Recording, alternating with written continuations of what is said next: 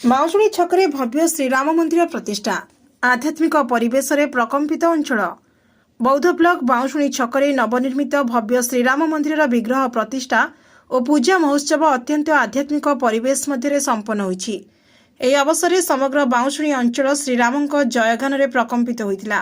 ମନ୍ଦିର ପ୍ରତିଷ୍ଠା ଉତ୍ସବରେ ମୁଖ୍ୟ କର୍ତ୍ତା ଭାବେ ଶ୍ରୀଯୁକ୍ତ ବୃନ୍ଦାବନ ମେହେର ଓ ତାଙ୍କ ଧର୍ମପତ୍ନୀ ଯୋଗଦେଇ ଶାସ୍ତ୍ରୀୟ ବିଧି ଅନୁଯାୟୀ ପୂଜାର୍ଚ୍ଚନା ସମ୍ପାଦନ କରିଥିଲେ। ଲକ୍ଷ୍ମଣ ଦାସ ମହାରାଜାଙ୍କ ପ୍ରତ୍ୟକ୍ଷ ତତ୍ତ୍ୱାବଧାନ ଓ ମାର୍ଗଦର୍ଶନରେ ସମସ୍ତ ବୈଦିକ ରୀତିନୀତି ଅନୁଷ୍ଠିତ ହୋଇଥିଲା।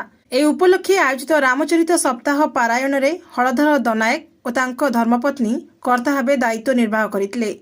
ଏହି ମହୋତ୍ସବରେ ଶ୍ରୀରାମଚରିତ ପାରାୟଣ ସାଙ୍ଗକୁ ଅଷ୍ଟପ୍ରହର ନାମ ସଂକୀର୍ତ୍ତନ, ସାମୂହିକ ହନୁମାନ ଚାଳିଶା ପାଠ, ଘୃତଯଜ୍ଞ ଏବଂ ସାଧୁ ସେବା ଭଳି ବିଭିନ୍ନ କାର୍ଯ୍ୟକ୍ରମ ସଫଳତାର ସହ ଆୟୋଜିତ ହୋଇଥିଲା।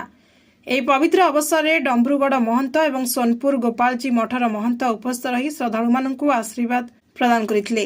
ବାଉଁଶୁଣୀର ସମସ୍ତ ରାମଲୀଳା କମିଟିର କର୍ମକର୍ତ୍ତା ଓ ସ୍ଥାନୀୟ ଜନସାଧାରଣଙ୍କ ସକ୍ରିୟ ସହଯୋଗରେ ସମସ୍ତ କାର୍ଯ୍ୟକ୍ରମ ସୁଚାରୁ ରୂପେ ପରିଚାଳିତ ହୋଇଥିଲା।